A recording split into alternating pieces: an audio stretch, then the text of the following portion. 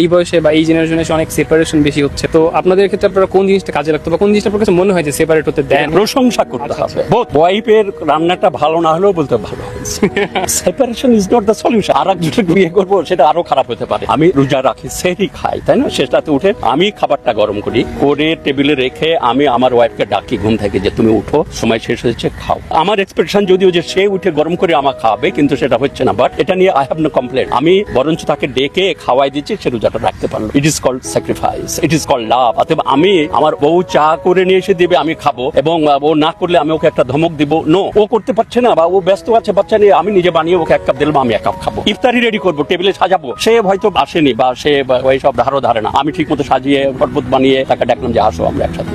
দুজন দুজনকে বুঝতে হবে এবং sacrifice, otherwise A conjugal life will not be happy. আমি 48, আর 2 বছর পরে আমাদের 50 বছর পূর্তি হবে ইনশাল্লাহ। আমার রিলিজিয়াস স্যার ছিলেন একজন, উনি অনেক উঁচু স্তরের লোক। উনাকে একদিন আমি কমপ্লেন করলাম যে স্যার আমার ওয়াইফ আমার কথা শুনে না, সেইগুলা করে না, ওইগুলা করে না, আমাকে এইগুলা করে দিতে হয়। আসলেন উনি বুয়েটের প্রফেসর ছিলেন, হি ওয়াজ এ টিচার অফ ইউনিভার্সিটি, তো হি নোজ। আমাকে হেসে বললেন, আরে সওয়াব কামিয়ে নাও, সওয়াব কামিয়ে নাও, তুমি বউকে যে খাওয়াই দিচ্ছ এটা রেখেছো, এটা তুমি অনেক সওয়াব পাবা, আল্লাহর কাছে এর পুরস্কার পাবে। এবং এটাকে বলা হয় আজরান আজিমা, মহাপুরুষ। আমি ইয়াং জেনারেশনে বলবো যে আমাদের টার্গেট কিন্তু জান্নাত।